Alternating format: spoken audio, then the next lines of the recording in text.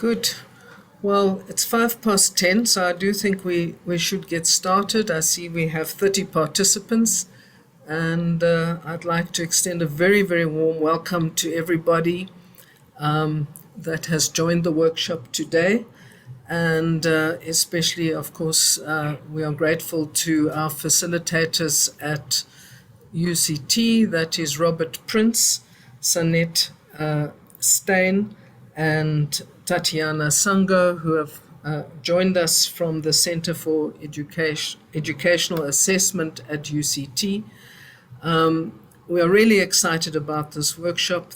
We've had an actual unprecedented number of people who wanted to register for this particular workshop, and in fact, I think for the first time in Siyaphumelela history, we were actually forced to stop registration because we were oversubscribed. So I'm hoping that all those people who did register will in fact be joining us, because we should be expecting at least 46 participants today. So I hope that they do still join us. And we've had a massive amount of interest, particularly from the University of Pretoria, from the University of the Northwest, and from DUT, and so much so that we may need to engage with UCT and see if it is possible to run a similar workshop again a bit later in the year to accommodate the people who were not able to attend today. But because some people have been excluded, I really do hope that all those who are registered will in fact be joining us. So I'd like to say that I think that this is a very interesting topic, the diagnostic assessment, and with the focus on responding to student needs. And I think that one of the most important things for all of us who are in education, regardless of which sector of education we are in, we have to work with the students we have, not the students we wish we had, but the students we have. And for that reason, it's very important to understand who those students are and what their context is, in order for us to then be able to appropriately engage in meaningful and successful teaching and learning activities.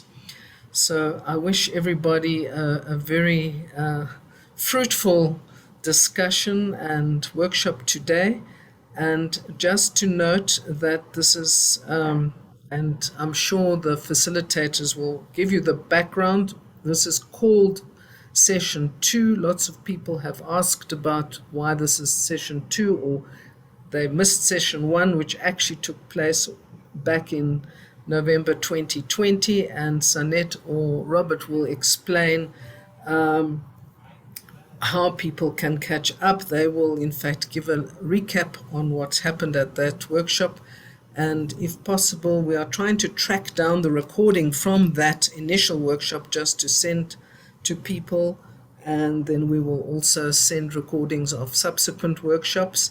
The last thing I want to say is, please note that we will use the same Zoom link for next Wednesday's workshop. So on the 23rd, we'll meet again at the same time, and please use the same link. It's a recurring link.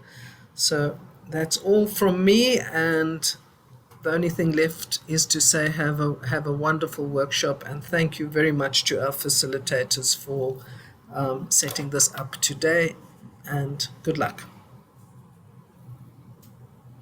Thank you, Marela, and thank you, Ilyas. Good morning, everyone. It really is lovely to be here and to share our considerations with you. Being part of the Center for Education Assessments mean that we think about assessment all the time, or at least not all the time, most of the time. So good morning to you. I wish to welcome you all to the webinar. This is the second session, as Marela said, in our series on diagnostic assessments. We will do, in this particular session, we'll do a bit of a recap on the first session. So, you won't feel lost. In this session, we will introduce the process, techniques, and principles of using diagnostic information. The webinar will look at the instruments that are used to collect this type of data, to one, understand the instrument itself, and two, to understand the reports on results gathered with the instrument. But before we go any further, I wish to introduce the CEA team. I am Robert Prince, the Test Development Coordinator at CEA, or Center for Educational Assessments. My colleague, Sanette Stein. Hello, everyone. I'm the Academic Literacy Research Lead at CEA. And just briefly, our colleague, Tatiana Sango, the Math Research Lead, will put her face in the screen as well. So thank you, Tatiana. And then obviously, I think, our colleague, Precious Muduvangu, is not able to join us today because she's had a particularly difficult time with a family challenge, but she is obviously with us in spirit.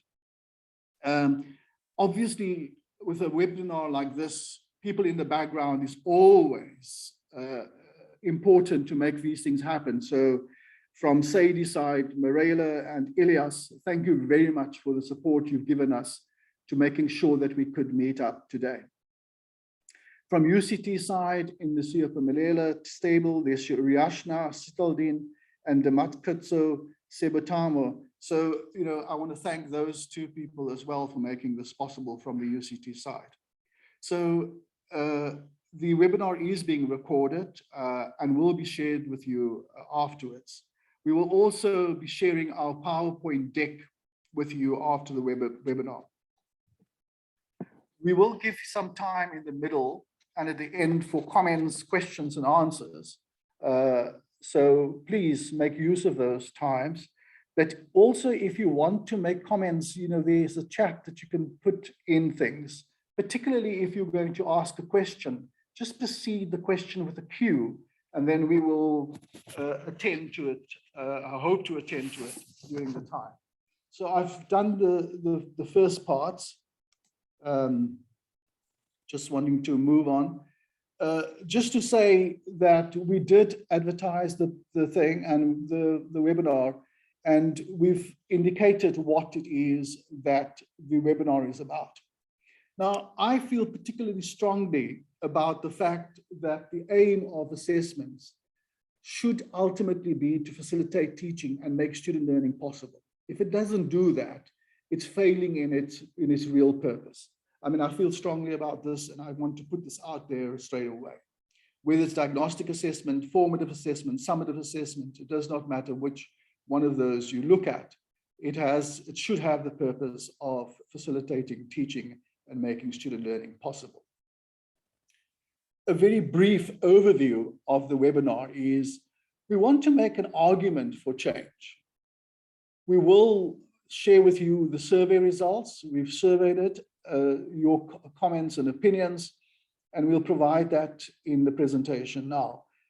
But not everyone has completed the survey, and we would really appreciate it if you could complete the survey for those of you who didn't, so that we can actually look at that for our webinar next week. We want to look at diagnostic assessments as an approach to understanding student needs and find student-centered solutions.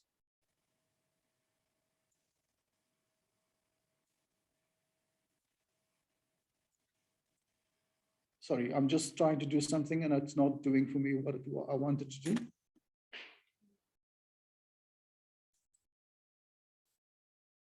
Okay.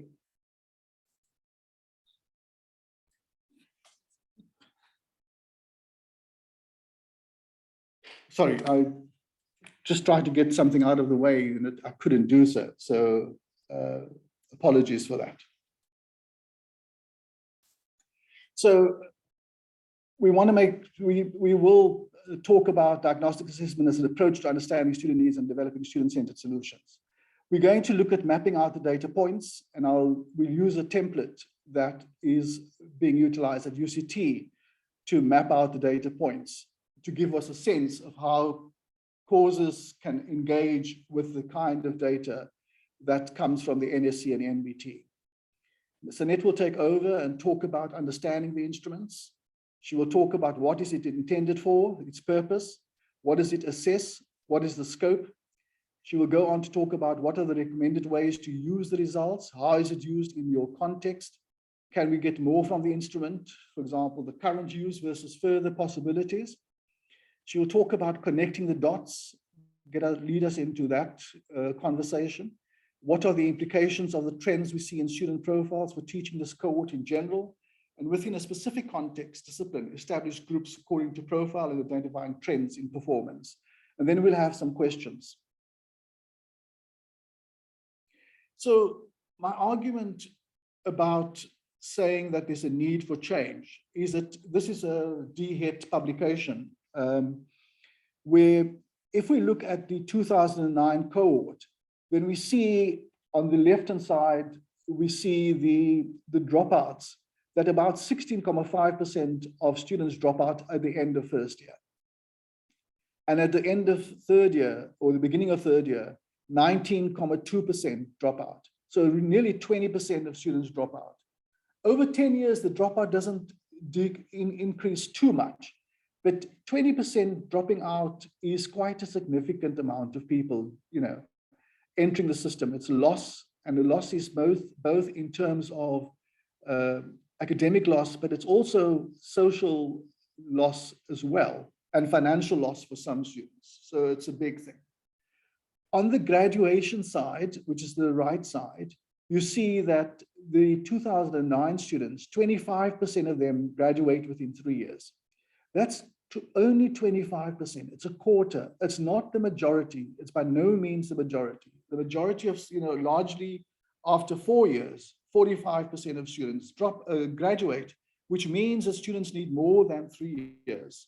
And I think we need to find means and ways to actually address the needs of students, to make sure that students do not take as long in the system and maximize their throughput. I mean, as you can see, when it looks at 10 years, it's 70-odd%.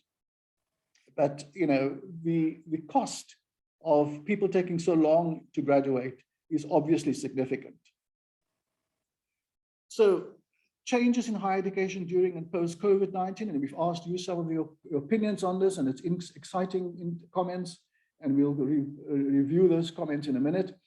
But the COVID-19 pandemic has brought unprecedented educational disruption, with about 1.2 billion students across the planet being affected by school closures. We anticipate the COVID-19 pandemic to affect the way we work in many different sectors and disciplines. Higher education itself may find the need for additional interventions over the next few years as we come to grips with the effects that the COVID-19 pandemic period will have on the academic performance of students, specifically those in the further education and training phase and those entering higher education in the coming years. We argue that changes in higher education implies changes in student needs, and changes in student needs must imply changes in higher education itself. So the challenges facing higher education in the post-COVID-19 South Africa will be manifold, and it will stem from a number of diverse factors.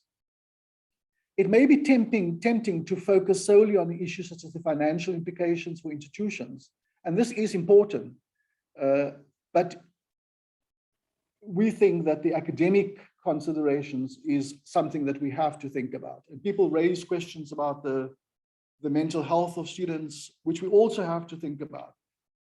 When we look at diagnostic assessments, the focus is largely, however, on the academic. Before the pandemic struck, various researchers alerted us to the growing need for more responsive curriculum. Our responsiveness as institutions and educators and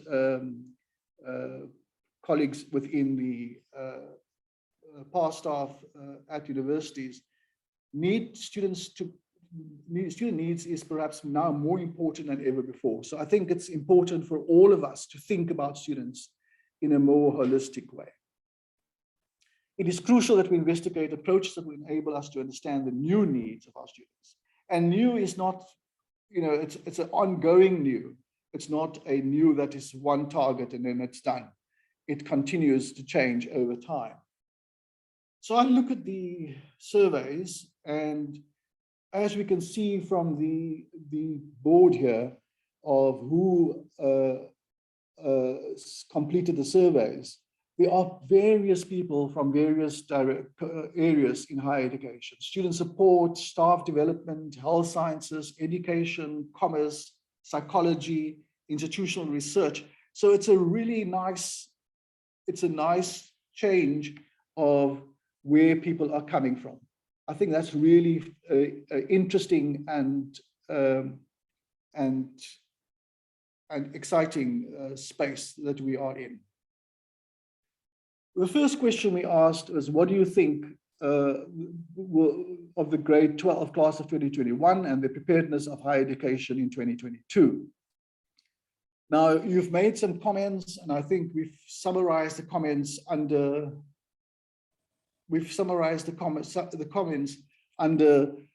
concerns and positive outcomes. And the concerns are, there are gaps in the content covered in school or level of engagement with particular knowledge area skills, especially skills associated with STEM. There's an increased need for academic and other support for these incoming students. There's potential deficits in academic skills like critical reading and writing.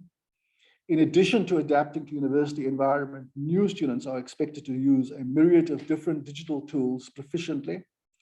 Psychological impact of the pandemic, as I've mentioned earlier, the integrity of assessments, measurement instruments over this period, and there may be some positive outcomes. So it's not all gloom, and we need to look at what the positive things are.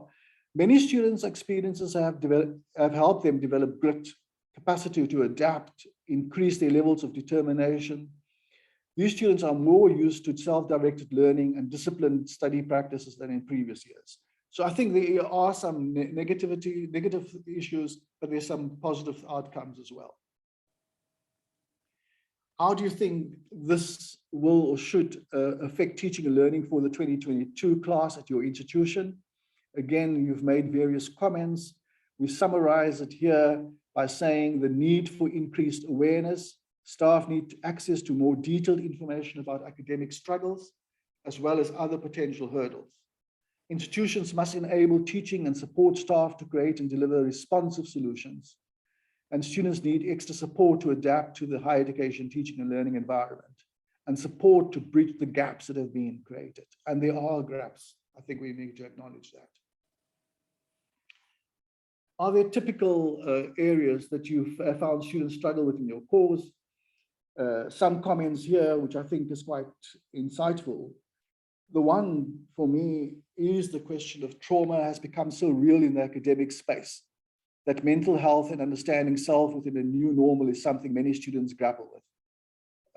And many institutions have started having spaces where they assist students with this particular area. Students are insecure and highly reliant on lecturers. They lack confidence and prefer not to follow their own intuition. The general reading comprehension as well as critical reading is calls for concern. Quantitative skills, maths, graphical work are problematic. Critical thinking, taking responsibility to hand in assessments in time, independent learning is an area. The second and third years who did not have all the contact, face-to-face sessions for practical techniques, they really lack basic and important skills. I think it is becoming clear that it's not only the first years that have challenges, are facing challenges, but the second and third years also do face challenges. And then grade performance analysis indicate various knowledge gaps.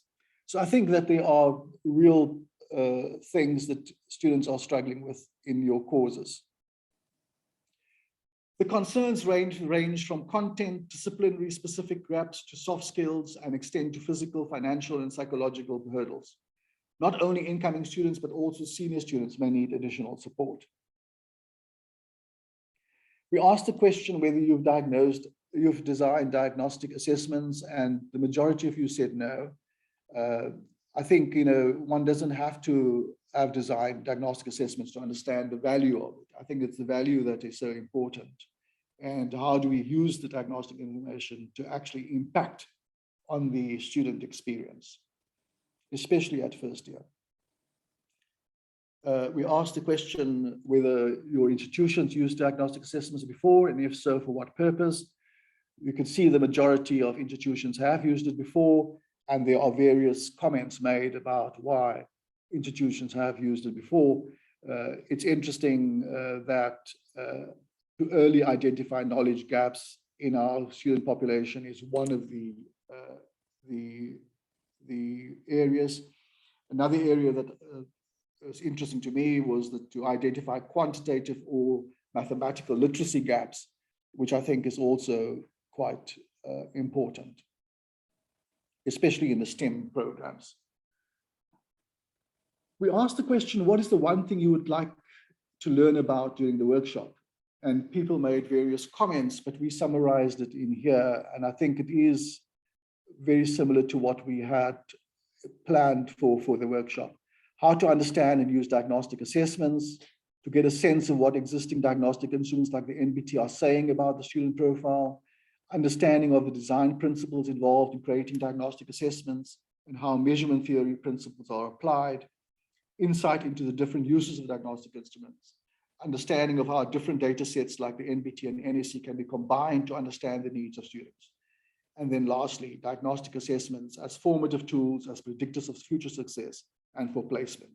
And I do think that for me, the placement issue is a real challenge, and I think is something that I think as a sector we need to engage with. And the second thing is the question about the curriculum development. We asked the question, what are your expectations from the workshop? What do you have to gain from, hope to gain from it? And how will the learning be used in your institution to support student success? It seems your expectations match our aims. And I think that's a real interesting chemistry that we have going for today's session. The introduction to the design principles and decisions involved in the development of diagnostic instruments, considerations in the use of diagnostic instruments and how this may relate to the current challenges higher education is facing. A concrete example of the use of existing instruments for diagnostic purposes, and some participants specifically mentioned the use of the NBT. There were comments about the use of these instruments for admissions and replacement that will be mentioned in our presentation, but are not the specific focus of this webinar. We were looking at curriculum development as our main focus. So, Webb talks about diagnostic tests are designed to identify the learning problems students are having, or whether a student meets a certain level of educational attainment. And I think that for me is an insightful comment. So what are the purpose of diagnostic assessments? It is to identify students' strengths and weaknesses for the purposes of admissions, selection and placement, and curriculum development. It can be used to inform changes in our approach to the content and skills related to the domain, the instrument measures. With diagnosis as our priority, it is important to keep two questions in mind. How do we elicit the type of information that will enable us to understand each student's strengths and weaknesses? And what do we do with that information once we have it? Understanding student needs. I think it's the current curricula often caters for the average student. And we need to be more cognizant of the individual student in our classes, or as Marela said early on, the students we actually have in our classes, and to redesign and to move away from this one-size-fits-all approach, to take the needs and characteristics of the target group into account, the students that we actually have in our classes. Vygotsky's zone of proximal development and later reconceptualizations of it are useful frameworks to describe and understand the profile of our students and therefore their needs. We visualize this in this way. A student starting, and it's a little stick figure, they can do certain things on their own. They can do some things with some guidance. And then they can do things, they can't do things with as much guidance as you can give them. They won't be able to do it. So those are the three areas that we need to focus on. We would like to believe that diagnostic information can actually assist in that middle section, where it can, with some guidance, if you know what kind of guidance a student needs, you can assist them to do the things that they need to do within your curriculum. So developing a diagnostic assessment is art, it's craft, and it's science. It's all three of those things. It's not just a matter of throwing together tests. It is really a complicated, and you need to go through a particular procedure, and we'll look at the procedure that we use to develop our tests. We think of it as a test cycle with firstly the specification, what is being tested, defining the domain, developing the items and reviewing them, piloting and refining and assembling the test forms, setting the standards, deciding what will be the points that will make decisions possible, analyzing the items, implementing administration, and then scoring and interpreting and making decisions based on the scores. And then we go through that cycle again. We inform the cycle as we go through it. You don't just stop there. So the first one is test score use. And here you need to decide what you're going to use the tests for certification, for minimum competency mastery, for low stakes tests, for moderate stakes, and for high stakes. Some of the test stakes, and I mean, I was in a meeting the other day and people were talking about how the NSC has become such a high stakes test because students want to get into university. So what does that mean for how students are behaving? Defining the domain, identify the knowledge, skills, abilities, part of validity argument. There's two phases: list of job-related tasks, and generated, and list validated. So firstly you generate the list and then you validate it. The test description, you specify the purpose, the target population, the length, etc., and you develop a test blueprint in terms of content, competency areas, cognitive levels, number of items, requirements from item types. Developing and reviewing the items, you look at subject matter experts, accurate, clearly stated, correctly keyed, professional editors, grammar, punctuation, spelling, all of those things need to be taken into account. Measurement experts will check for technical flaws in the psychometrics and so on. Reviewed for fairness, sensitivity, check representation of specifications. And then we start piloting. Items evaluated, not scored, or used to measure the examinees. The aim at this point in time is to determine likely performance of items. The setup is the appropriate examinees is representative of the test population. Examinees should also be motivated. I mean, you don't want people to just do a test without any intrinsic motivation. You're going to get a very skewed results from it. At different stages in development, pilot test, field test, pre-test conditions, and so on. So then we need to look at determining the passing score. This, there are various methods to do the standard setting exercises. You could do you could look at Angoff's modified methods, for example, and I won't go through the whole list here. We analyze the data from an item difficulty and item discrimination perspective, and those are the most common statistics reported. Then the test administration procedures help reduce measurement error and increase the likelihood of fair, valid, and reliable assessment, appropriate, standardized. And then we look at scoring, interpreting, making decisions. Here we do look at examining answer sheets in typical style. If it's multiple choice questions, we will scan it. We do item analysis is conducted. Problematic items are rekeyed or dropped. After alterations, rescored. After rescoring is finalized, passing score is applied.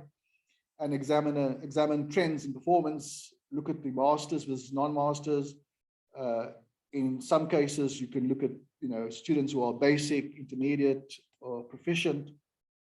So different depending on your test. And then you're looking at your frequency distributions, etc. And then you develop score reports are compiled. So mapping out the data points. So let's look at an actual example of a data points being mapped out. We need to know what the problem areas in the course is. So this typically comes from observations that you might have made over time. What are the trends you can observe in the performance of this group? What do we know based on NEC performance? What do we know about their performance on NBTs? What is the relationship between the NBT subdomains and this course? We can look at how do they compare the students to previous cohorts enrolled for this class?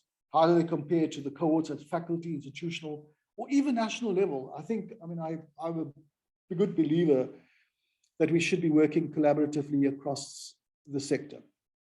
So how does this cohort compare to previous years' performance of the faculty, institution, and the national cohorts? And then are there external factors or additional variables that we take into account? Demographic variables of the cohort and other variables. So here's an example of a particular course where what we are referring to as know your course, know your students. You see here in the first instance, the current cohort's English mark, average mark is given. The maths mark, NSC maths mark is given. And the English and maths marks over the period 2018 to 22 is given. So a course convener or a lecturer can look at this information and say, is my cohort different to previous cohorts? Are they better? Are they worse? What are their challenges? And then below that, we look at the NBT data. Again, we look at the NBT data for academic literacy, NBT-AL, NBT quantitative literacy, QL, and NBT maths in mathematics. And you can see in this particular case that there are a fair amount of students, for example, in the NBT-AL, 27% of the students are in the intermediate category. And we can, Sanette will say a little bit more about that in a minute. And you can see that 50% of students, or just about 50% of the students, are proficient in academic literacy. The case for quantitative literacy is that 30% of the students are intermediate, 45% are proficient in quantitative literacy. In mathematics, 31% are intermediate. Some basic students, about 4%, and 40-odd% are proficient. So then if we look at it from 2018 up to 22, you can see the different patterns and how they've changed over time.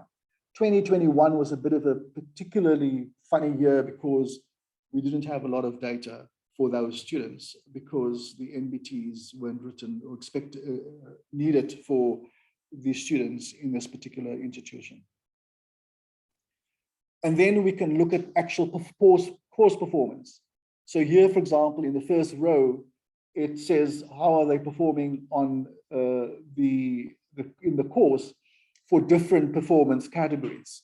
And I think it's quite important. It gives the lecturer a snapshot of how students have performed over time. And as you can see in 2021, the red bars are quite large, which means in 2021, the performance was not as well as they did previously. Then you've got the course grades by grade bands, and I'm not going to talk to that because it's just the same data, just represented differently.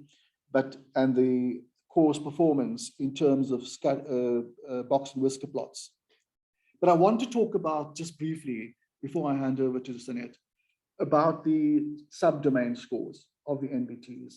This is where we look at specific issues around the domains, and we look at the profiles of the students, but we also look at how does the profiles of the students compare with the with performance in a course. And what you've got there is the little bar chart on the bottom right gives an indication of the importance of the subdomains in explaining the variation in performance in the course.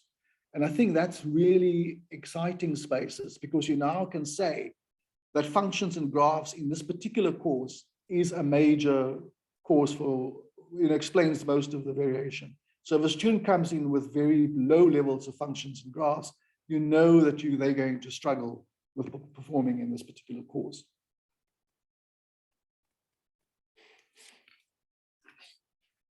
Okay. Morning again, colleagues. So for us to now understand how to use this information that we now have, we have to understand where it's coming from. So we have to understand the instruments that we use to gather this information. So if we look again at our image from earlier, where we've said we need our diagnostic information to explain that area of where do we need to start helping students, what can they do, and where do we start with the development of these skills through guidance, so that eventually we move into the area that at that moment is still beyond them. So that diagnostic information, in this case, we're going to look at the MBT as an example, but you can also have other data points that would inform this. This could be the NSC, and we have mentioned that in this example as well. But there are other measures that you could use even within the space of your course. If you have an additional baseline assessment, or an assessment that happens before there is a sort of a late placement model that is used within your course structure, then that is diagnostic information that is used for particular purposes. So even your formative assessment moments can perform a diagnostic function within this process of trying to be responsive to where students are at that very moment. So if we look again at that cycle, what we're concerned about here mostly is not just the what is being assessed, but why and how. So in other words, sort of the purpose, and in terms of how specifically the affordances of the format that is used to assess these skills, but also the limitations of that. And that will help us to appropriately make decisions and interpret the results that we get from there. So if we start with purpose, construct, and scope, we need to understand what the instrument that has produced this information was intended for, what does it assess, and what are the limitations of the task types that are used. So for example, in the case of the MBTs, for the MBT-AL, it's not testing the academic writing, it is testing pre-writing skills. So that is a particular limitation that you need to take into account when looking at the results.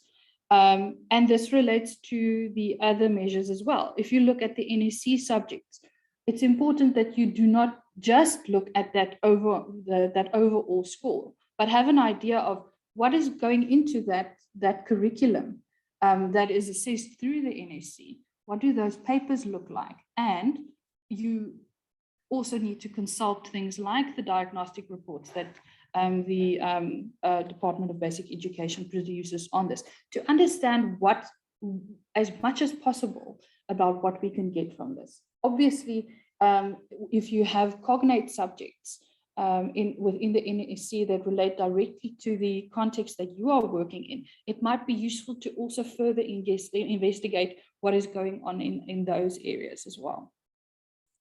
So in terms of the MBTs were designed with 4 main purposes in mind.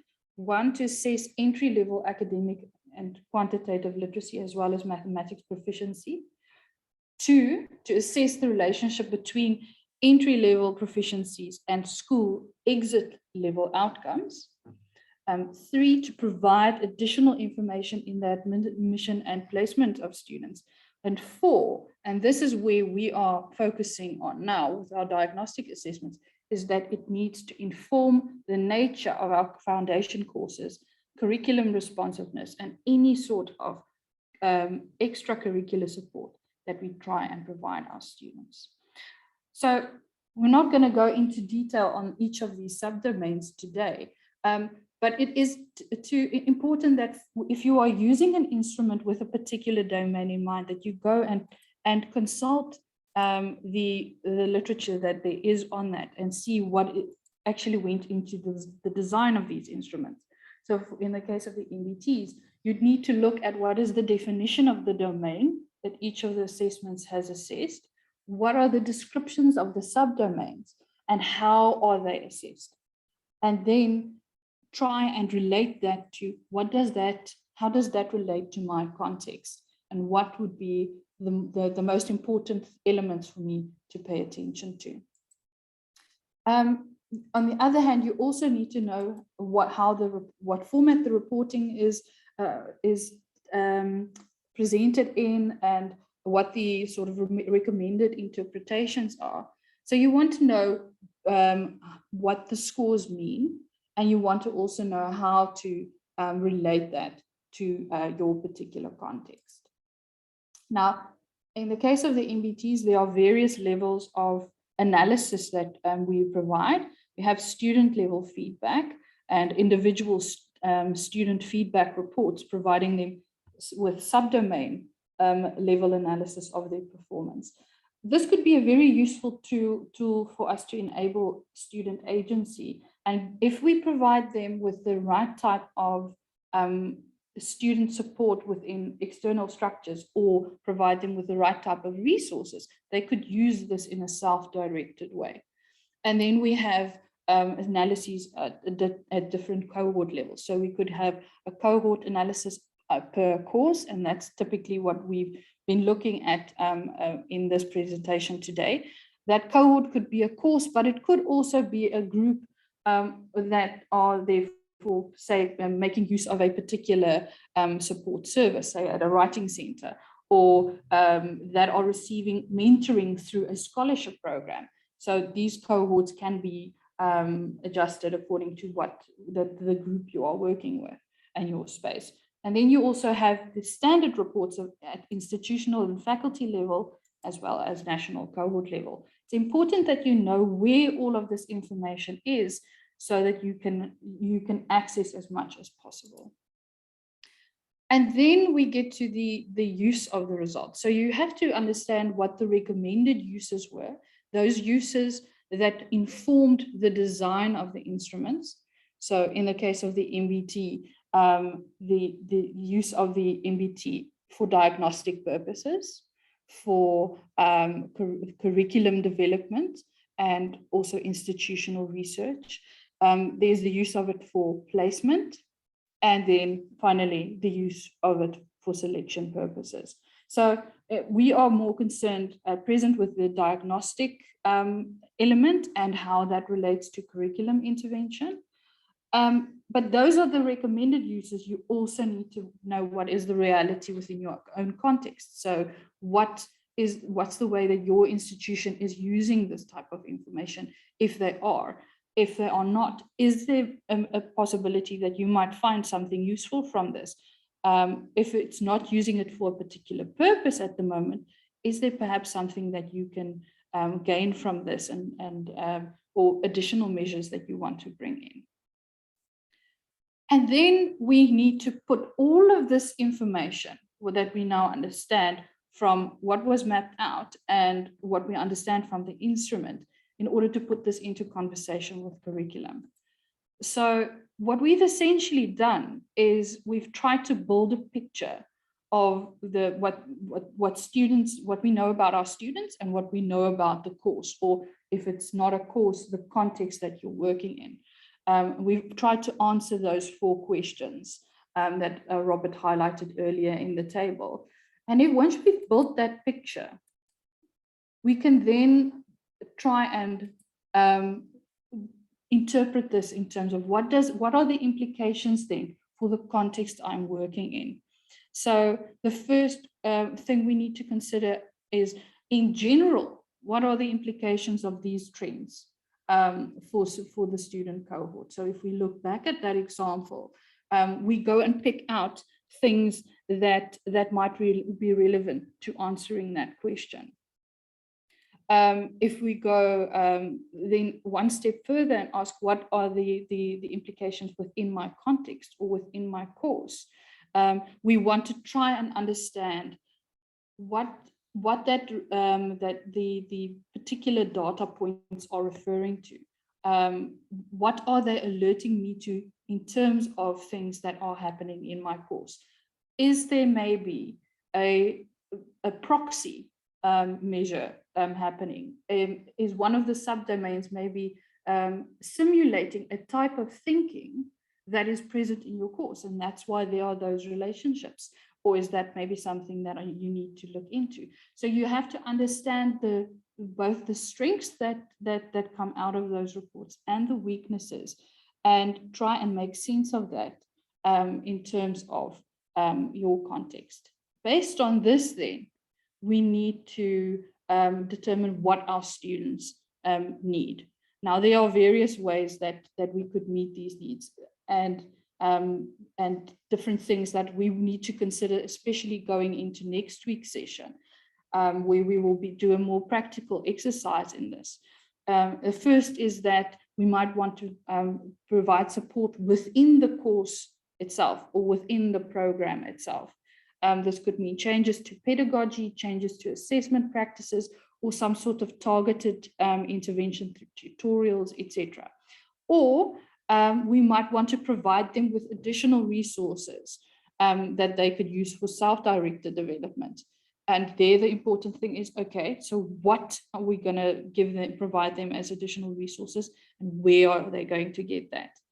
Then the third would be our student support outside of the courses. So within maybe within the foundational programs that are part of the larger program structure, or maybe if the institution offers skills development workshops, you can refer them to those things in terms of the results we now understand a little bit better. Or you can engage with the labs or numeracy and writing centers about these trends and talk about what would it mean for them in terms of supporting these students. And finally, you need to decide, are these the same needs for the entire group, or are there particular groups within a cohort that we might have to develop different things for, and how would we go about doing that? So in conclusion, this webinar, basically, we've tried to build the argument for the need for change and why you would want to use diagnostic instruments or diagnostic information from those instruments as a way of looking at what the best way of is to respond to the need for change. And we've used the MBTs now as one example of diagnostic assessments, but we have mentioned that there are other measures that you could use as well. You have to apply, though, the same type of lens of looking at that instrument and asking yourself these same types of questions when you try and use that information.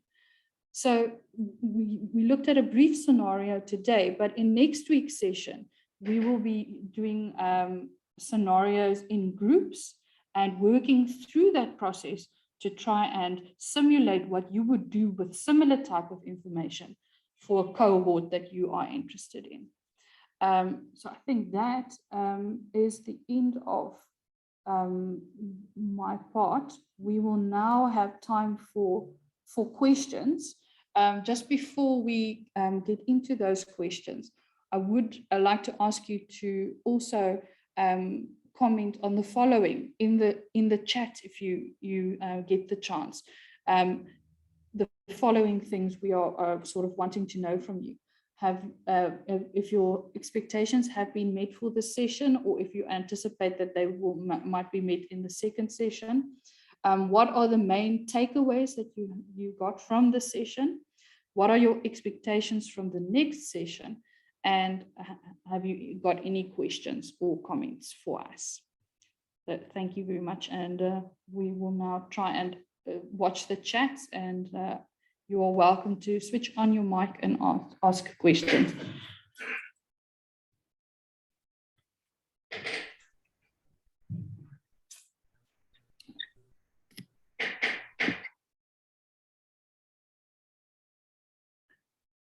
We have about half an hour to do this. So we've made sure that we've got ample time for discussion and for comments. And please, I mean, any comments and questions and suggestions and thoughts will be very welcome.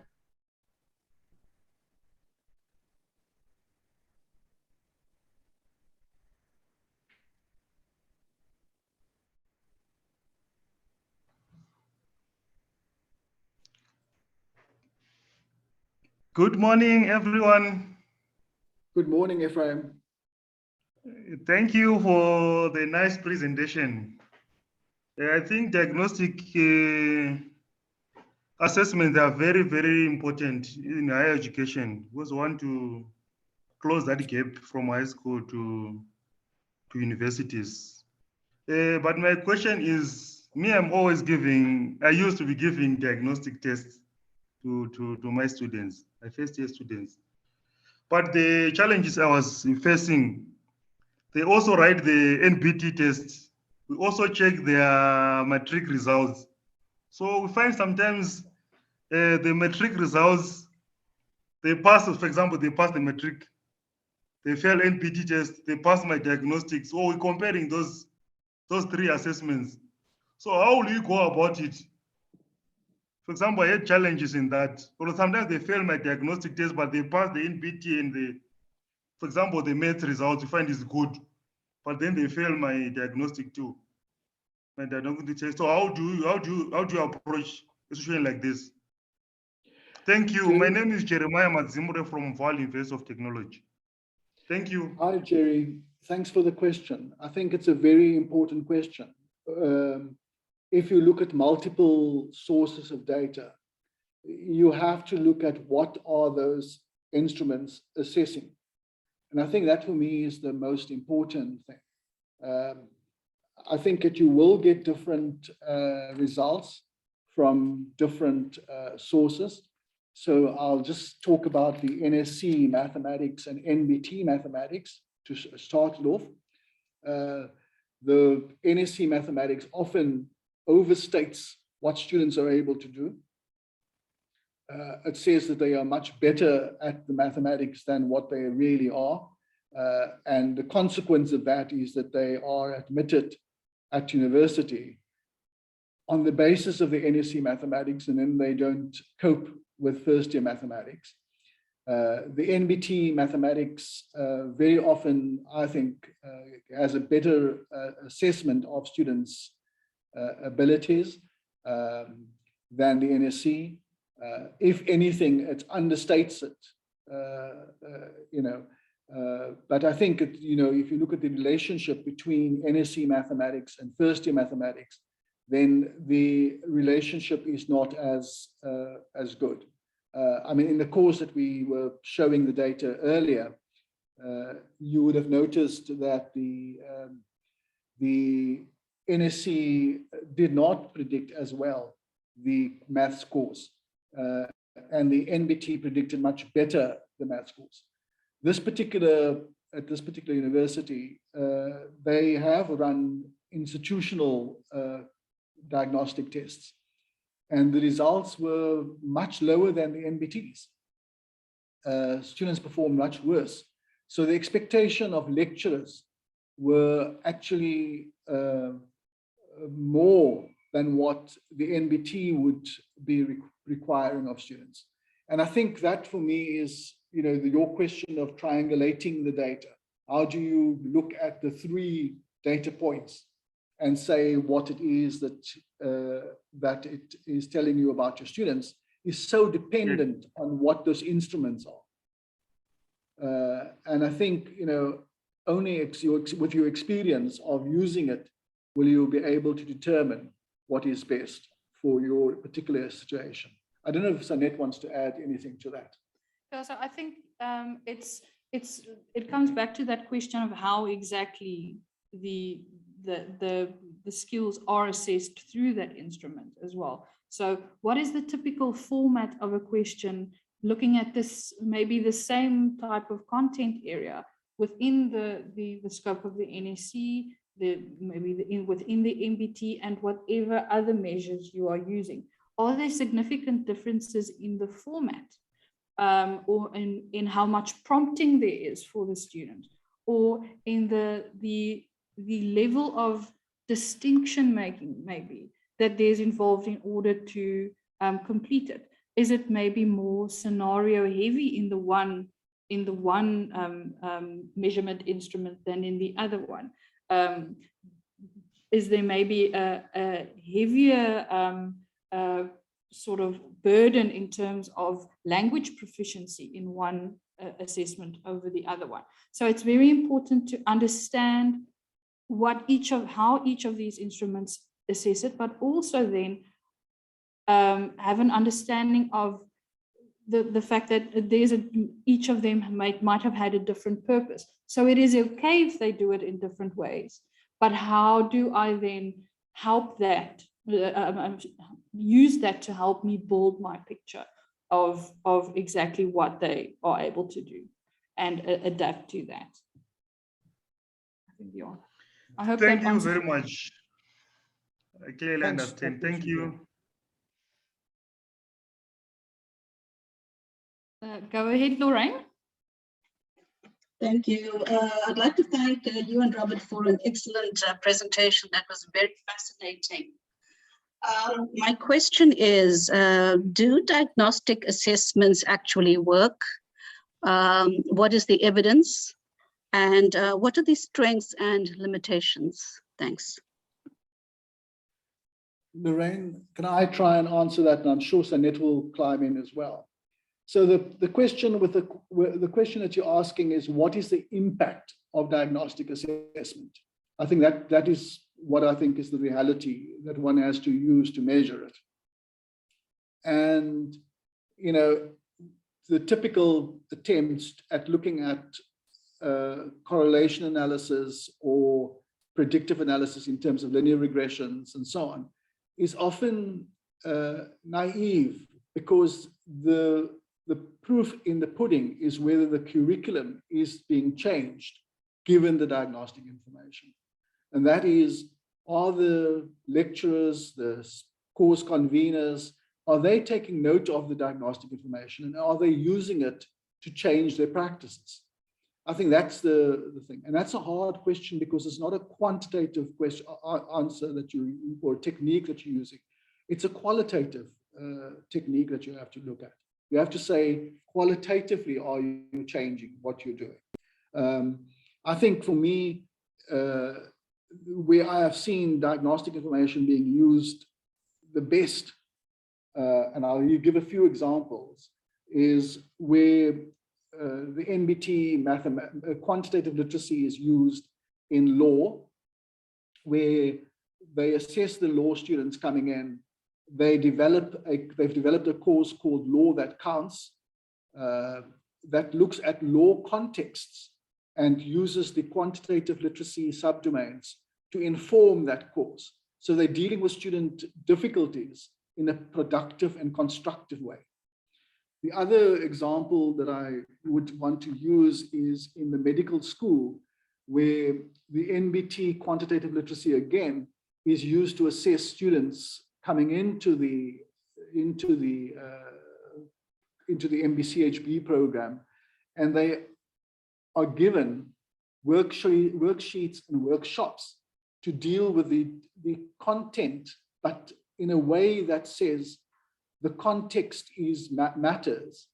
And I think that, for me, in terms of those two examples, illustrate very clearly that the diagnostic information is being used optimally to inform the curriculum. I think for me, that is really very, very useful ways in which to test whether the diagnostic information is being used. So I do want to make the point again.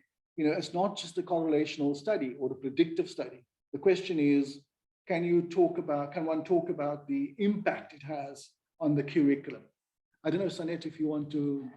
Yeah, so I have two more examples of where I've heard of the diagnostic information, specifically from the MBT, being used very effectively.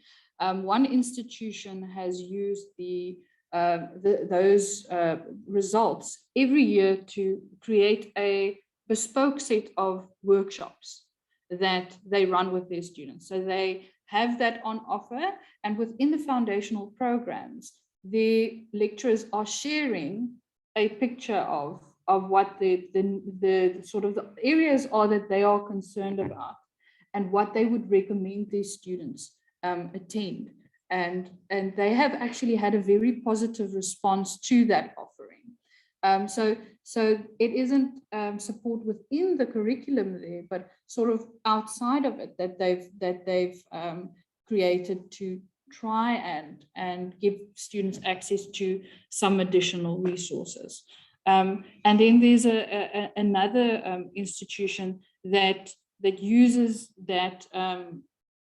They have their support structures, have sessions with working with this type of results every year, so that they, the writing center staff are aware of some of the challenges that particular cohort might face, and based on that, they do some retraining of the writing center consultants in order to sort of respond to needs and workshop the idea of, I have a student that might potentially be struggling with this. How do I help them to help themselves, and how do I do that in a productive way? So yeah, there are different models to use for that. I think often the biggest struggling block in using the diagnostic information is actually knowing where to find it and how to read it when you are planning what you're going to use it for. And that is where it could either succeed or fail. I hope that's answered your question, Lorraine. Lorraine, may I just add one more thing? You know, there's a particular faculty that actually uses the NBT academic literacy, particularly to put students to place students in extended programs. And the students are very excited about the program because it deals with their needs specifically. You know, it's not just an arbitrary measure. And there's a positive spin on it. I think that's for me the important thing, because often there's a negative association with placement. Thanks very much. If I can come in again. Please do. Do you have evidence? So I understand that once a diagnosis has been made, then interventions will be ushered in to address the gaps identified in students' proficiencies. So once these interventions have been put in place, is there evidence that it actually works, that this intervention does address the students' needs and there is this correction? Then my other point is, you know, Robert, you mentioned this, that it could be a form of stereotyping. The students come in with certain needs, certain deficiencies, and then interventions are put in place, and then they might be sent to another program. So in a way, they are stigmatized. You said that they are excited. Sometimes students actually feel that they are being targeted, and this doesn't augur very well for, you know, students coming into university for the first time, where they are sort of labeled as being needy, deficient, and so forth. I'm just playing devil's advocate here. Now, I understand the purpose of diagnostic assessment, but one needs to look at, you know, the negative aspects as well, the limitations and the impact on student psyche and their confidence when they're labeled as deficient and then given, being exposed to this additional programs and interventions. Thank you. Right. Lorraine, thanks a lot. I mean, I think you're right. I mean, I think we must ask the hard questions. We mustn't duck the hard questions. It's exactly the hard questions that needs to be answered. So the one faculty at UCT, and I'll mention it, is the Commerce faculty that has a very strong foundation program. And students actually elect to go into it. They want to go into it because of the kind of wraparound support that is provided to the students. So not only are students identified in that they may need the support, they are provided with the support. I think it's not, I think very often when you say to someone, you are going to struggle with maths because the maths diagnostic test tells you that you're going to struggle. But then you put him in the maths test course, but you don't provide any support, then you are going to stigmatize people. People are going to feel that they have been identified and their needs are not being met. But if their needs are to be met, and there's a likelihood that they are going to find it useful. So in the Commerce faculty at UCT, the extended program is one of the most wanted programs. People want to go into it. Even if they can go into the mainstream program, they ask if they can't get into the extended program because they feel the wraparound support that is provided is such that it is it's a flagship. And I think for me, that's the question. The question is not can we identify students, but can we can we respond appropriately? I think that for me is the key thing. If we don't respond appropriately, it doesn't matter what we do with the information. We've got a person with a hand up. I'm not sure who it is, but can you just introduce yourself and speak? Good morning. Yeah, my name is not a number. My name is LZ. Sorry, when I joined, I ran in from class and I just clicked connect. So that was why the number came in. I'm a physiotherapist and from the University of Pretoria. And I'm involved in selection of our students, our first-year students. Now, what we have seen over the past few years, we deplete the waiting list. In other words, we look at the final grade 12 score and the NBT score, and then we go beyond the waiting list. And quite often over the 4-year time period, the students that were selected out of the waiting list are our top performers. Now, my question is, can we with this, and yeah, I've introduced myself, I really want to say thank you for a thought-provoking presentation.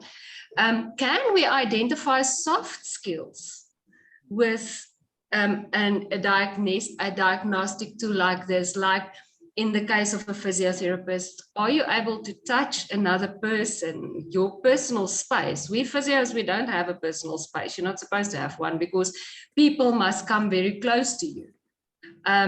Will that be possible? Elsie, thanks a lot for the question. I mean, I'm going to try and answer the question, and I'm sure Nanette's going to climb in here. But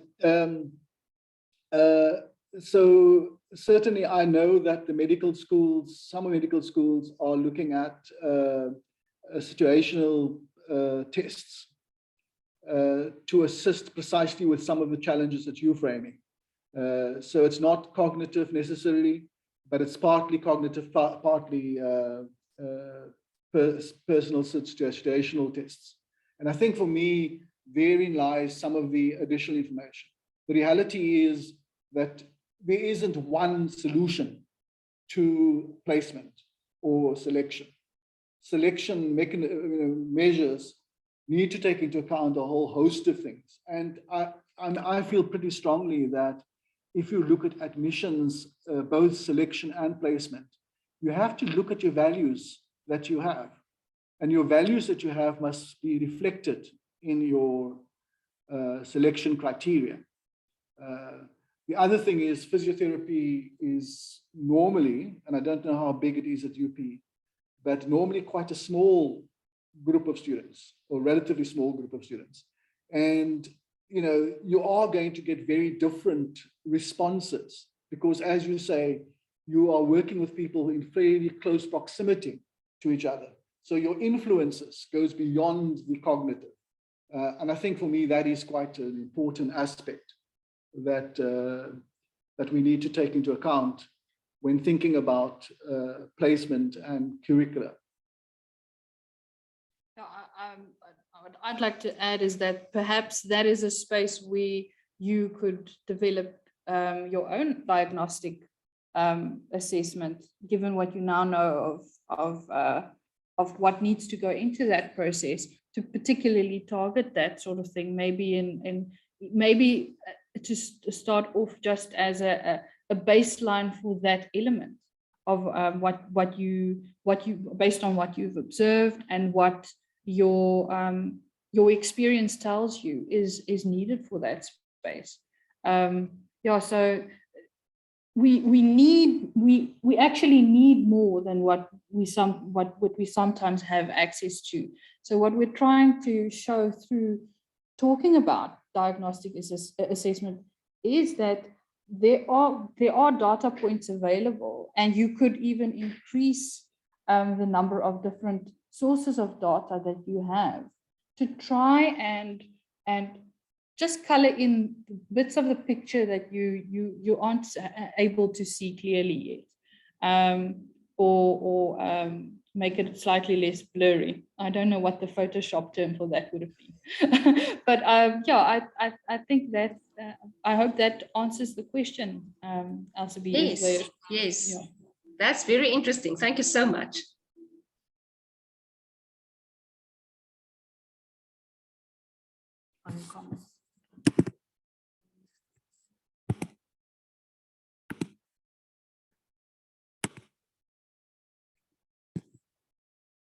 Just a moment so that we can read some of the questions.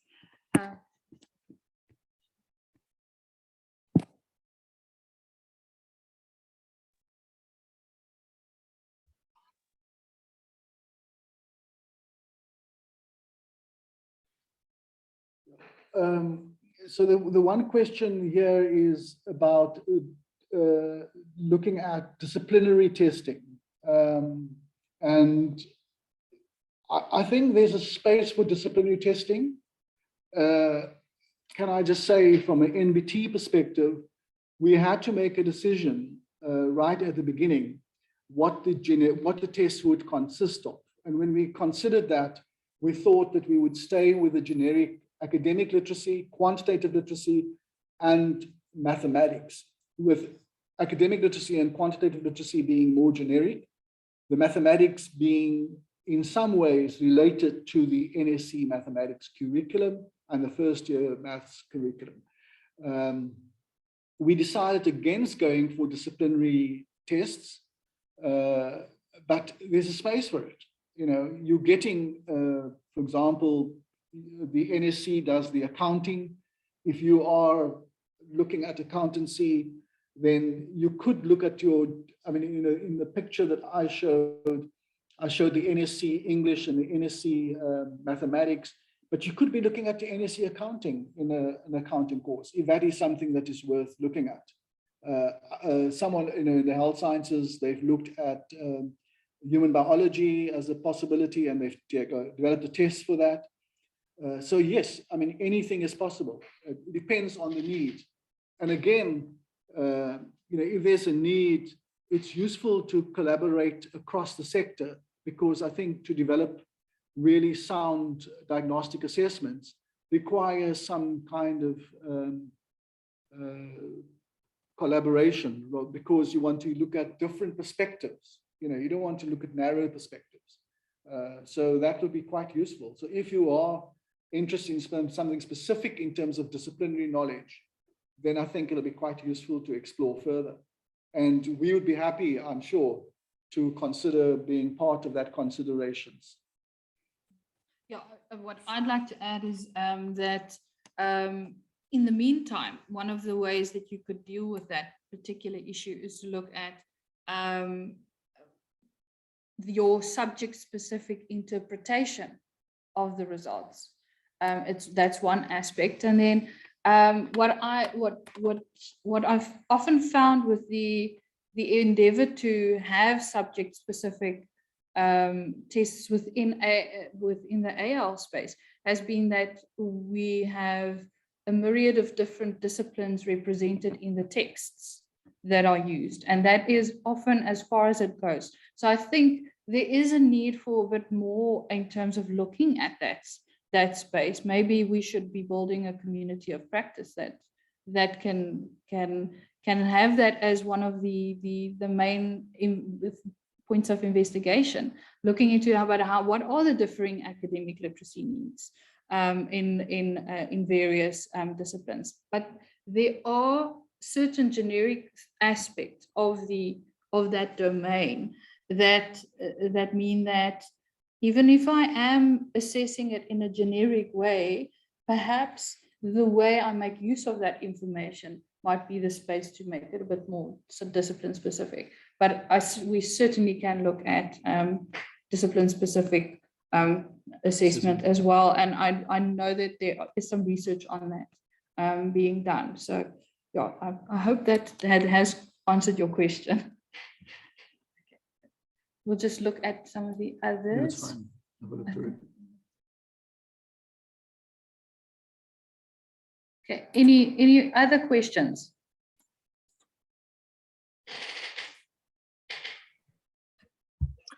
Or comments? Hello. Good morning. Good morning. Good morning, Oliver. Yeah. My name is, I'm Oliver from Northwest University. I'm just, thank you for your presentation, and I really enjoyed it. I'm also looking at how the diagnostic test can be used for students transition into employment. How can the career centers in universities also adopt the same kind of approach to determine the soft skills? I actually very interested about the soft skills which have been highlighted by someone, as well as the content, the discipline specific content. So is it possible to employ that technique or that method for student transition into employment? Certainly, I think it would just be a question of deciding what you would base the sort of the basis for your assessment on.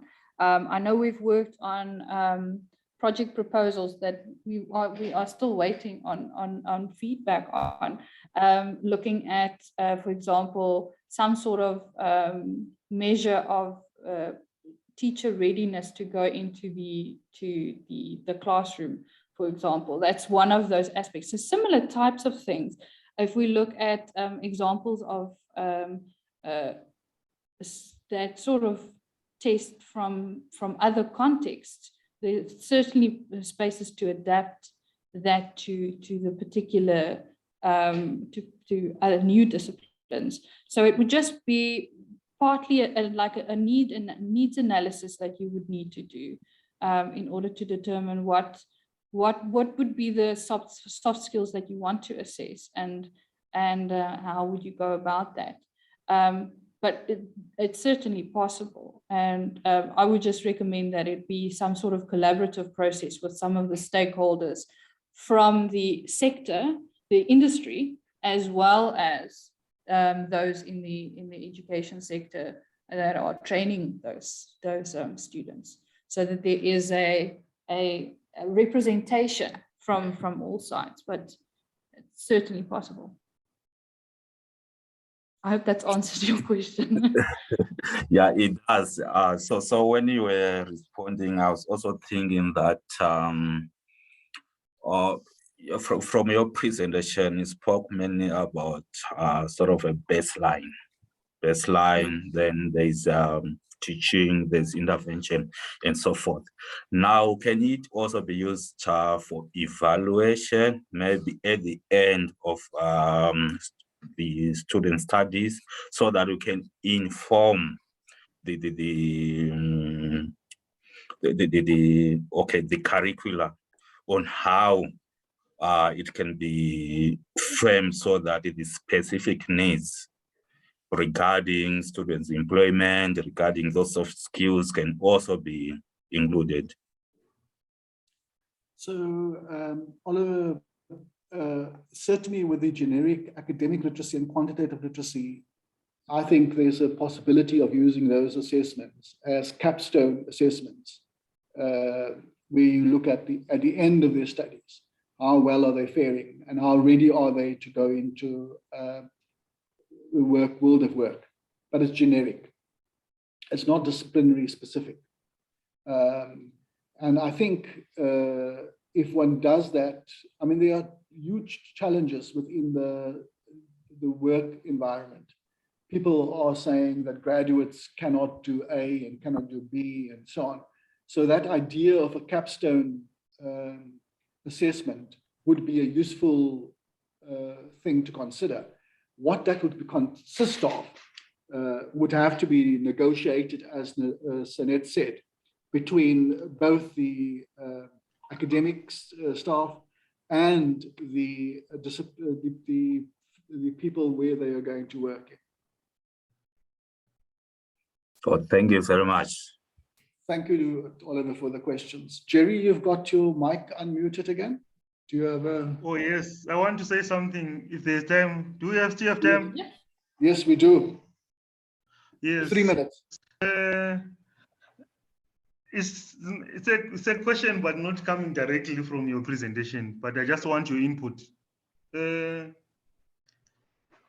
We give these diagnostic tests, 3 of them, 4 of them, 5 of them, including yours, and then the main purpose is for them now, you need to identify them so that they can attend our various interventions.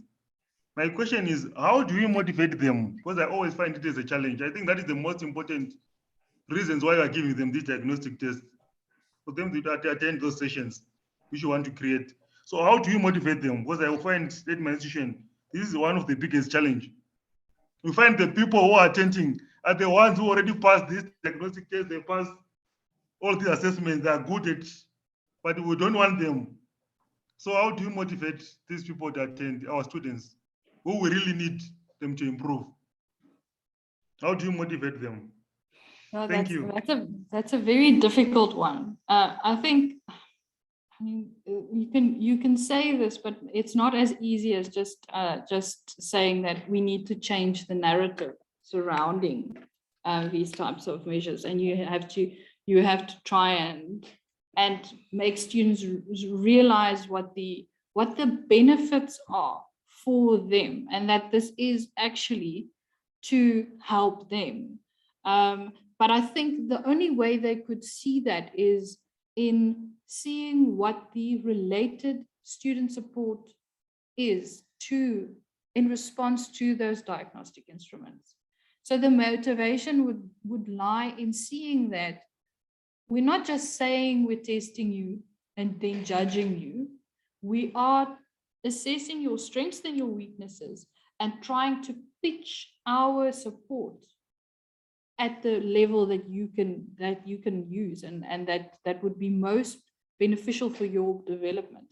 But the only way to do that is for us to be very transparent in how we use this information for curriculum intervention and for that additional support. That's the one aspect. But yeah, this thing of trying to emphasize the fact that this is an opportunity for development rather than a death sentence in inverted commas. That diagnostic instrument gives you a sense of where they are at a particular moment. That doesn't mean that they'll stay there. And given the right type of support, they will move out of that. That is the hope. So we have to make sure that they understand that this isn't a label that we are sticking on them that means that they cannot improve from that point. And this will forever be them. They All right, can thank move you. out Thank of you that. very much. Answered. Yeah. Thank you. But it's tricky. Thanks, Jerry. Anyone else want to come with the last question or comment or suggestion? It's 11:30 now.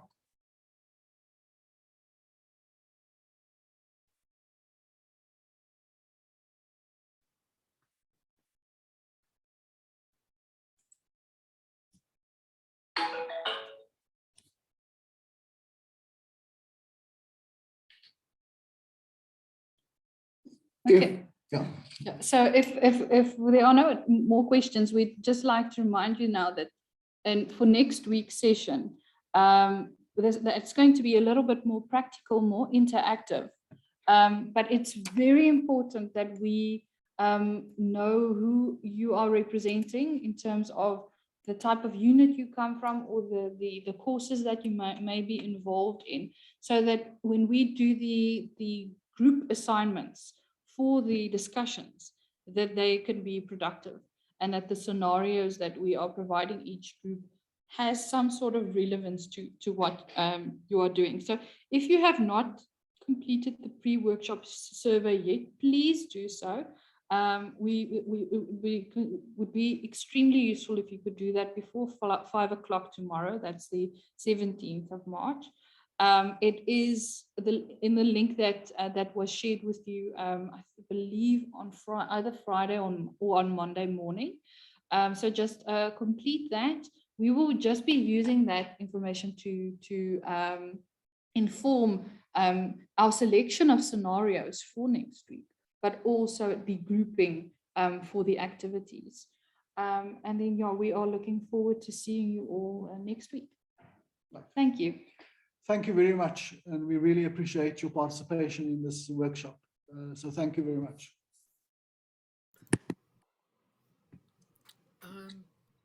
Hello, everybody. Before you leave, if there's anyone who hasn't got the link for the survey, I'm going to put my email address into the chat now, and then email me and I'll ensure that you get the link. I hope everyone has it, but just in case, you can inform me. Okay, thank you. Thank you very much. Thanks, Marilla. I'm one person who doesn't have the link, not for the survey. I've completed the survey, but I was not sent the link for joining the workshop.